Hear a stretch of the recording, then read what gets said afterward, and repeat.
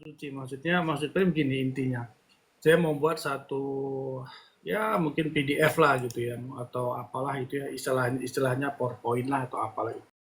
Memang Bunda Maria kan terlalu sedikit ya di Alkitab tidak banyak gitu. Memang Ya, agak kalau kita melihat bahwa contoh seperti ini misalnya kan Prim cari tapi belum ada data juga. memang agak setengah mati karena bukan Maria yang menulis.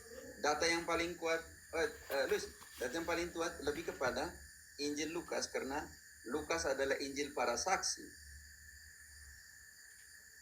Berarti Lukas menulis setelah interaksi dengan para saksi. Memang agak susah. Susah ya Bunda Maria ini. Jadi yang kedua dari segi dikandung Roh Kudus, mengandung dari Roh Kudus, dan janji Yesus bahwa nanti akan mengutus Roh Kudus supaya mengingatkan semua. Iya, Rafael pikir kalau Romo nanti ada mau bantu data bisa WA atau apa gitu. Memang agak susah melihat Maria dan kitab suci. Iya, jadi Rafael tuh ada beberapa buku ya Mariologi gitu. Maksudnya Rafael pengen rangkum jadi satu. Jadi poin-poinnya hanya diambil yang penting, misalnya peran Bunda Maria dalam kitab suci ini apa gitu maksudnya. Makanya bukan di dalam kitab suci tapi Maria dan kitab suci, maksudnya saya tuh rencana judulnya mau bikin gitu. Bikin satu poin. Saya ngerti judulnya tapi datanya agak susah. Iya, datanya agak susah. Data yang paling lebih signifikan itu data di Lukas karena Lukas itu saya ulang kembali Injil para saksi sesuai dengan pernyataan dari Lukas sendiri dalam Lukas 1:1-4 bahwa banyak orang ingin menulis tentang Yesus. Tetapi saya melakukan investigasi secara saksama kepada para saksi. Jadi kalau dia omong tentang Maria, dia harus beri wawancara atau melakukan pertemuan dengan Maria sebagai saksi. Contoh kecil, bagaimana kita tahu bahwa malaikat mengunjungi Maria? Iya, kalau bukan Bunda Maria sendiri yang cerita. Iya, kalau tidak Maria yang cerita, siapa yang cerita? Bagaimana kita tahu bahwa Elizabeth penuh dengan Roh Kudus dan mengatakan, siapakah aku ini sampai ibu Tuhanku? Ya harus ketemu saksinya. Kalau memang Elizabeth, saya tidak percaya karena Elizabeth dengan Zakaria sudah tua. Berarti ada saksi kunci yang kita namakan di sini Maria. Bu, kalau saya ambil sedikit dari Maria, dari Anna Catherine Emmerich itu boleh nggak ya? Satu bikin PowerPoint, ada beberapa poin-poin penting di situ. Kira-kira kalau di buku sih, di bukunya Catherine Emmerich kan diizinkan oleh Bapak Paus ya, Bapak Prancis kan, diizinkan bukunya gitu maksudnya. Tapi kalau dalam hal seperti gini lah gitu ya, Prim gitu, itu sebenarnya buku-buku seperti itu diperbolehkan nggak sih mau sebenarnya untuk gitu? Buku pertama ada nihil obstatnya, imprimaturnya. Setelah itu apa yang kamu tulis kan ambilnya dari mana sangat jelas. Dan itu harus konsultasi juga ke magisterium sebelum dijadikan konsumsi publik. Ya karena kalau anak Catherine Emmerich kan dia berdasarkan penglihatan kan.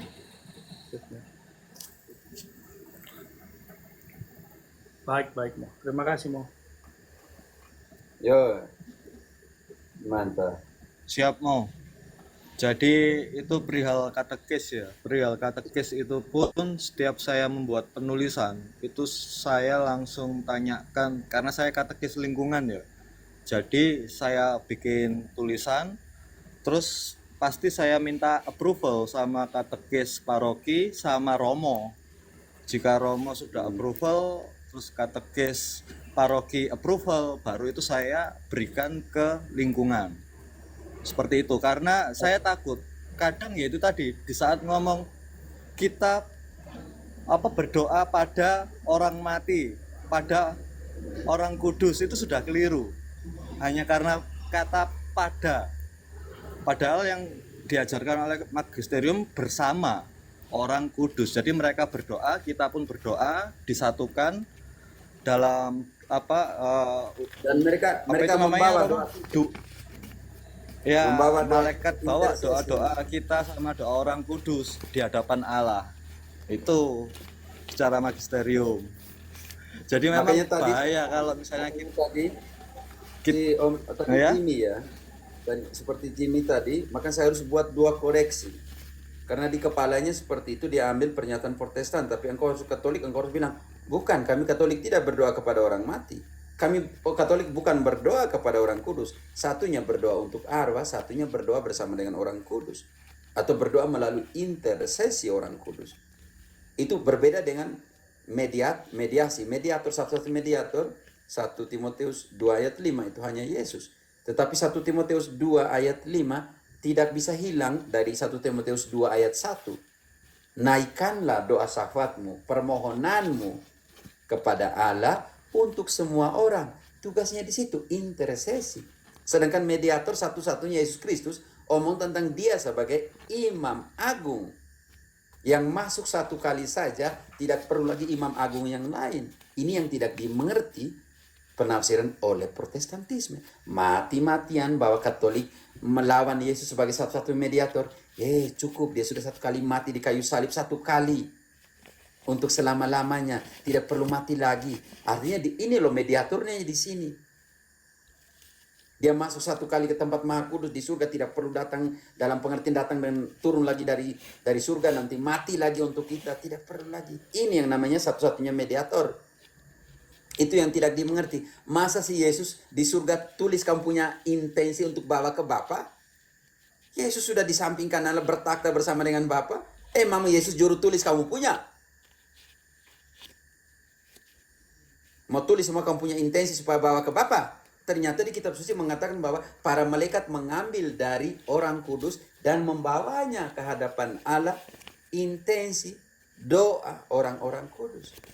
Kamu nih, Yesus sudah mati di salib, sekarang kamu paksa Yesus supaya catat kamu punya tulis, kamu punya intensi di dalam kultus-kultus. Kami mohon ini, kami mohon ini. Kasihan dong Yesus. Dia catat lagi macam juru tulis kamu punya lagi. Romo, sudah jelas Romo perihal tadi. Nah, ini di bawah ada yang tanya tentang nama-nama 7 malaikat agung oleh Bintang. Saudara Bintang tanya bagaimana menjelaskan tentang nama-nama 7 malaikat agung seperti itu Romo. Karena kan kita cuma dikenalkan itu hanya 3 ya menurut perjanjian lama sama perjanjian baru. Seperti itu. Nah, untuk yang 4 itu kenapa kok kita nggak tahu seperti itu? Ya, karena tidak ditulis dalam kitab suci tetapi ada di tradisi. Sekarang kita bongkar.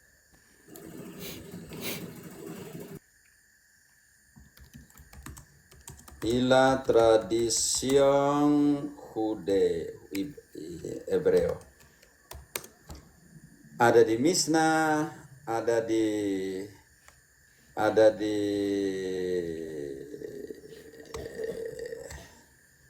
tradisi orang Yahudi. Henok gimana Romo? Henok bukan itu. Bukan malaikat.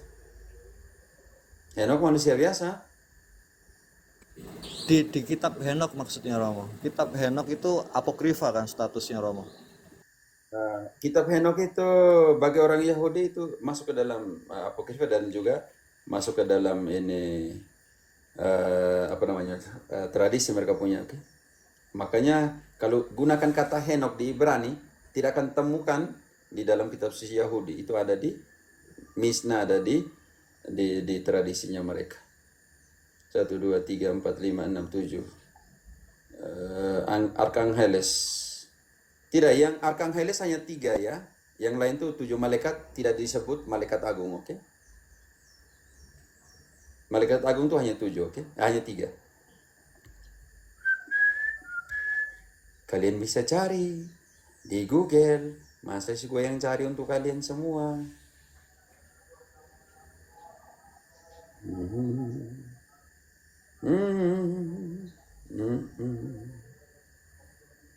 Makanya tidak bisa memisahkan diri dari tradisi. Gabriel muncul di mana? Mikael muncul di mana? Rafael muncul di mana? Seperti itu. Kerubim muncul di mana? Serafin muncul di mana? Seperti itu. Jadi kalau di dalam kitab suci nama-namanya 7 itu bukan malaikat agung ya. Mike, itu sangat berbeda. Malaikat agung hanya 3, oke? Yang dikatakan dalam Ibrani itu 7 dari malaikat yang melayani Allah, oke? 1 dari 7, maaf. Jadi harus bongkar semua. Berarti yang di Wahyu itu 7 malaikat, apa yang Rafael nyatakan di Tobit itu satu Ya, tapi di tidak antara disebutkan 7 nama. malaikat 1 dari agung. 7. Tidak, 7 Iya. malaikat. Itu hati-hati, tidak ada bilang 7 malaikat agung, oke? Tidak ada omong 7 malaikat agung di dalam Wahyu itu. 1 dari 7. Oh, berarti enggak malaikat ya? Tidak Malaikat ada agung kan agungnya ya? 3 saja.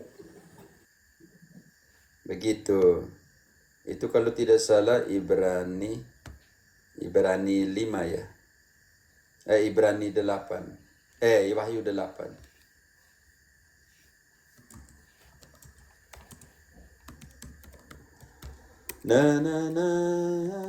Kita lihat Ibrani. Oke.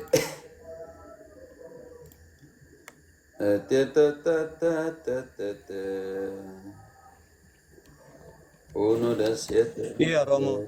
Yang di Wahyu 8 itu 7 malaikat, tidak ada agungnya memang. Tidak ada agung. Agung hanya 3. Iya, tidak ada agungnya. Wahyu 8 ayat 2. Lalu aku melihat ketujuh malaikat yang berdiri di hadapan Allah, dan kepada mereka diberikan 7 sangkakala. Jadi hanya malaikat, tidak ada kata agungnya. Begitu. Yang nama yang kita kenal itu benar-benar 3 itu Rafael, Gabriel, dan Mikael. Kobe Pater. Malam Valen. Ini Pater, saya mungkin Sebentar ada dulu. pertanyaan ini. Jangan dulu, kita selesaikan malaikat dulu setelah itu. Jadi jadi sangat jelas dalam kitab suci bahwa tidak semua ada di kitab suci. Ada di Misna, ada di tradisi orang Yahudi. Ini yang ketika sola scriptura kehilangan menjelaskan yang tidak bisa dijelaskan dalam kitab suci. Tidak semua bisa dijelaskan dalam konsep sola scriptura. Mau jelaskan tentang contoh kecil. Menjelaskan tentang 2 Timotius 3 ayat 8 contohnya. Yang tentang alih-alih sihir Firaun punya. Tidak dijelaskan di dalam Kejadian Keluaran. Tidak ada kita temukan alih-alih itu. Hanes dan itu tidak ada di dalam kitab suci. Oh, ternyata ada di Misna. Ada di tradisinya orang Yahudi. Seperti itu.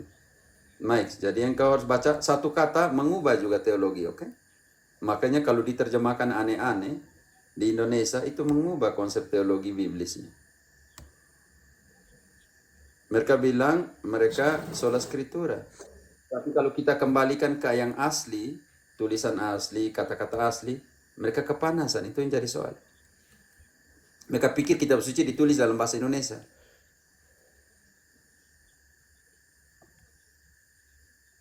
Siap, Romo.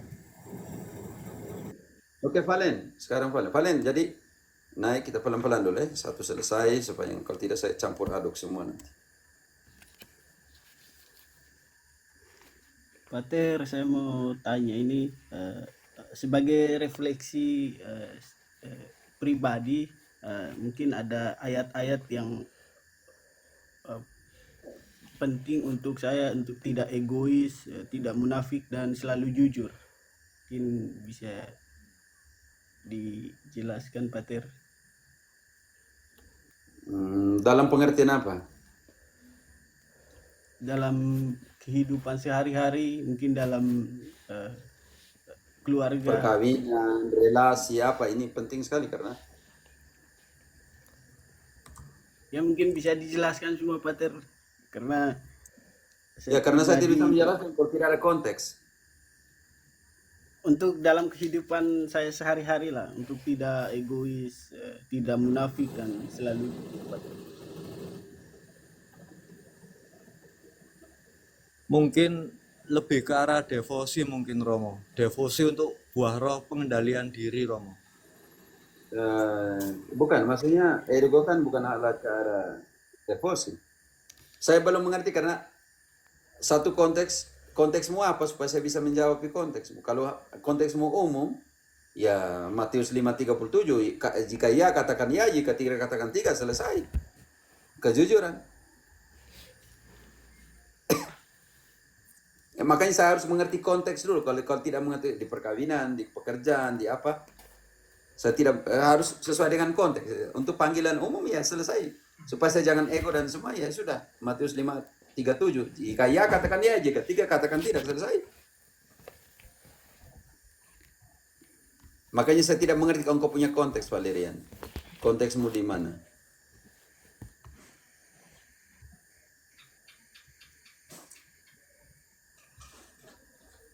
Kalau misalnya untuk kehidupan di dalam keluarga, Rom, misalnya dalam Keluarga keluarga saya, besar, keluarga perkawinan, atau apa itu yang keluarga menjadi persoalan? keluarga besar Pater. Di dalam keluarga.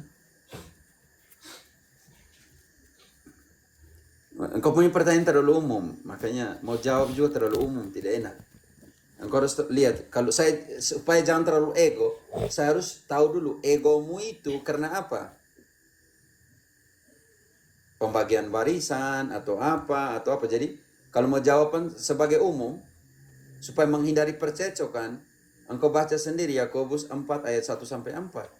Dari manakah muncul pertengkaran? Dari Marcel, engkau baca dulu. Dari manakah muncul pertengkaran, selisih di antara kalian? Oh, dari egomu, dari hawa nafsumu. Ini yang kau harus lihat. Dari manakah datangnya sengketa dan pertengkaran di antara kamu? Bukankah datangnya dari hawa nafsumu yang saling berjuang di dalam tubuhmu? Kamu mengingini sesuatu, tetapi kamu tidak memperolehnya, lalu kamu membunuh.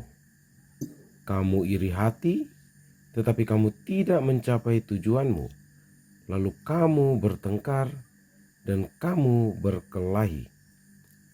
Kamu tidak memperoleh apa-apa karena kamu tidak berdoa. Lanjut, Pater. Lanjut, atau kamu berdoa. Atau kamu berdoa juga, tetapi kamu tidak menerima apa-apa karena kamu salah berdoa. Sebab yang kamu minta itu hendak kamu habiskan untuk memuaskan hawa nafsumu. Tahan ini, ayat ini penting yang akan datang ini. Sebab,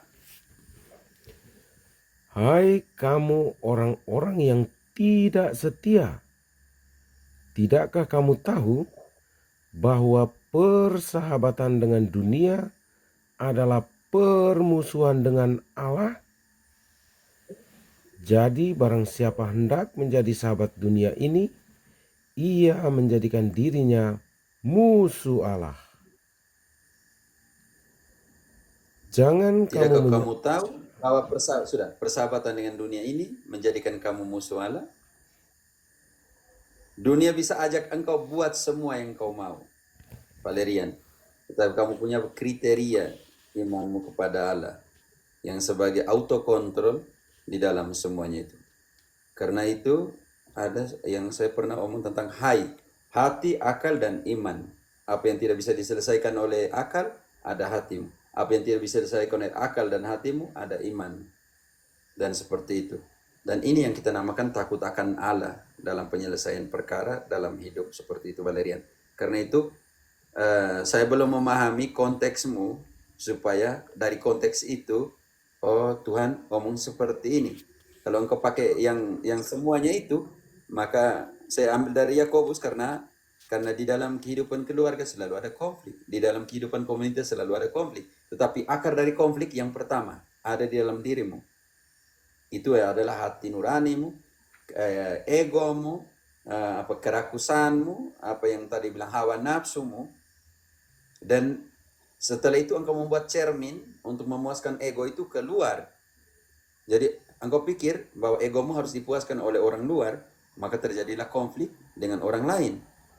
Setelah itu engkau membawa konflikmu ke hadapan Tuhan. Engkau berdoa tetapi tidak tahu berdoa, atau kamu tahu berdoa tetapi kamu minta kepada Tuhan untuk memuaskan hawa nafsumu. Ada 3 hal itu penting di dalam sebuah relasi. Bagaimana saya menjaga relasi dengan saya sendiri, relasi dengan orang lain, dan relasi dengan Tuhan. Makanya hukum cinta dalam Matius 22, 37, 40.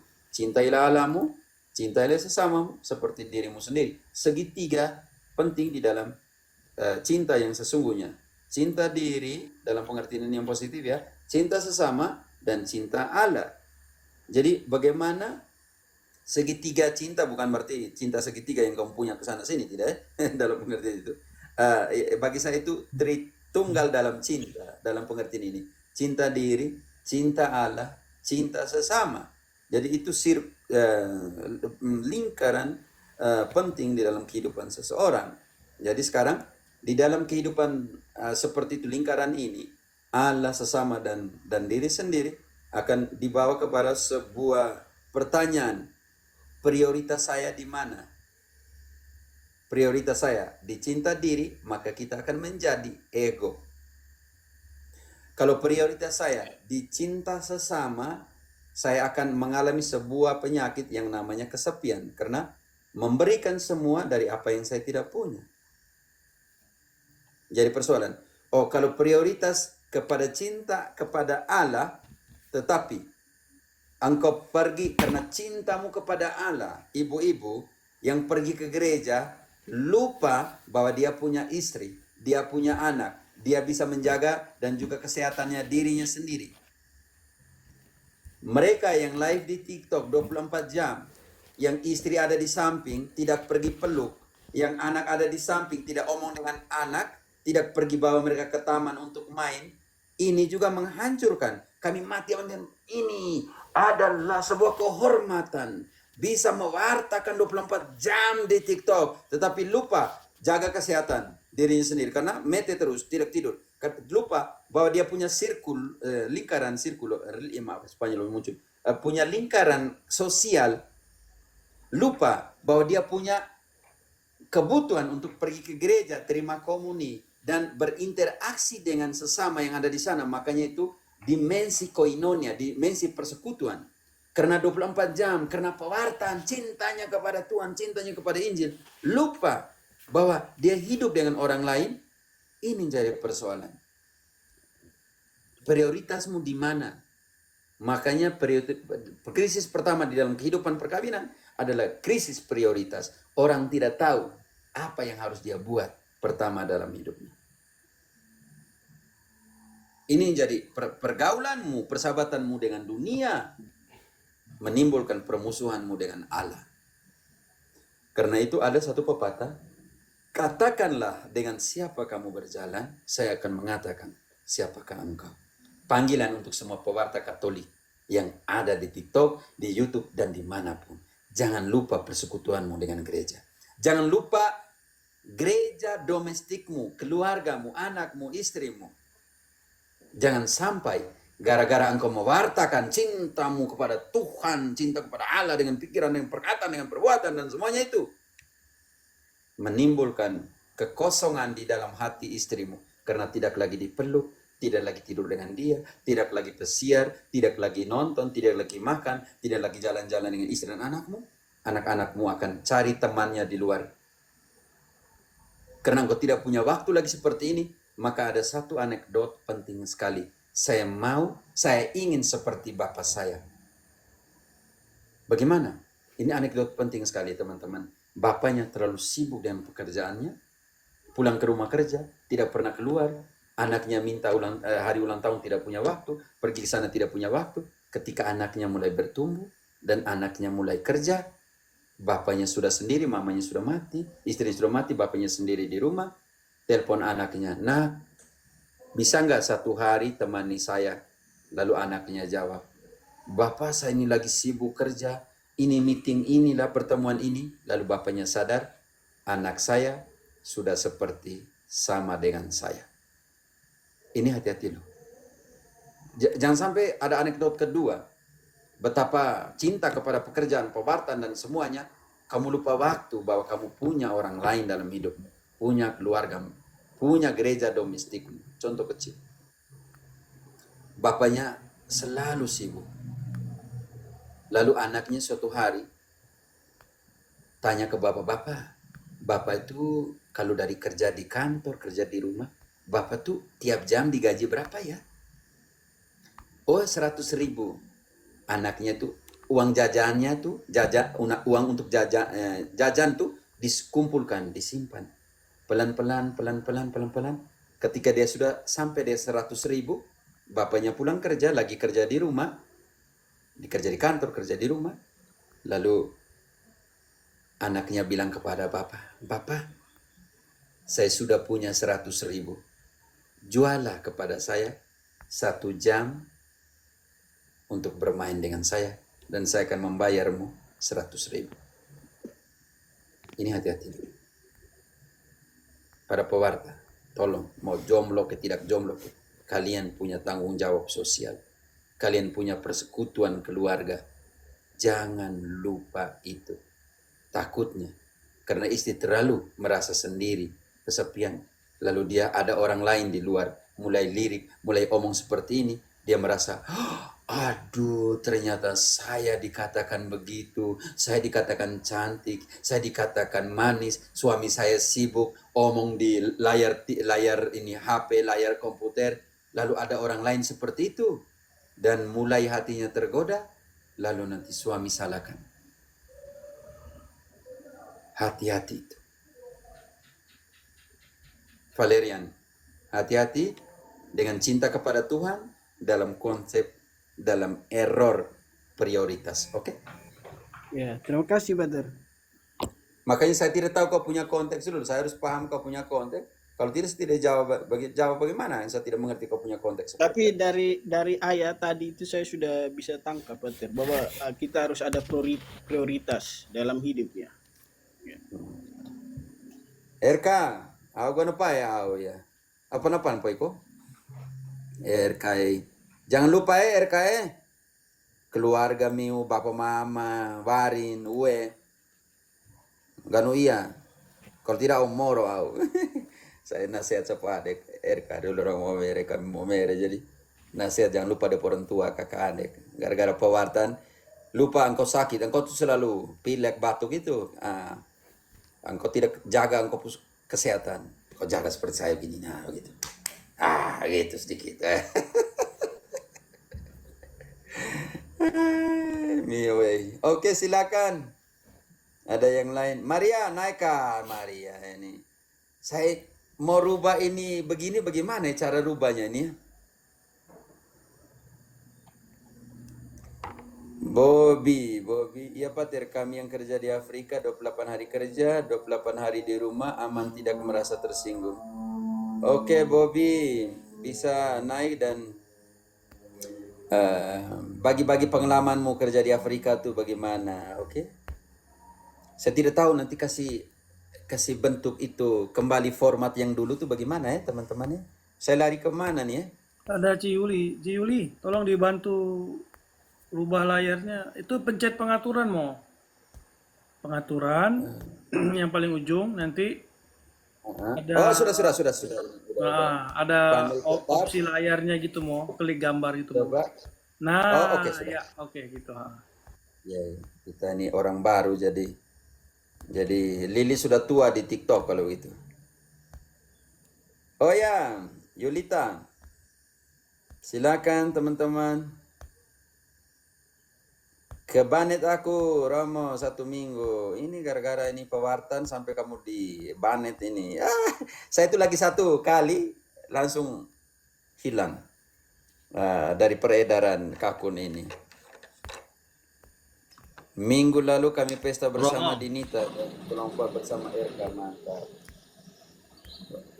Halo? Romo, saya izin turun dulu, Romo. Yo, Izin silakan. turun dulu. Hmm. Siap. Terima kasih Romo buat peneguhannya. Berkah dalam semuanya. Oke, mantap. Berkah dalam, Pak. Oke, Degia atau Rafael, kamu ambil alih dulu, saya pergi makan pagi dulu ya. Oke, Mo. Tema apa Pater. terserah ya. Atur aja tema apa Degia dan Rafael, oke? Oke. Di sini ada lektor juga, jadi saya ada makan pagi dikit. Oke. Rofin tidak di sini. Luis. Pater dan Kalian kawan-kawan mau saya tema juga apa terserah pamit ya? turun dulu. Oke, tema apa saja kalian atur saya dulu. Saya 15 menit lah, oke. Yuk.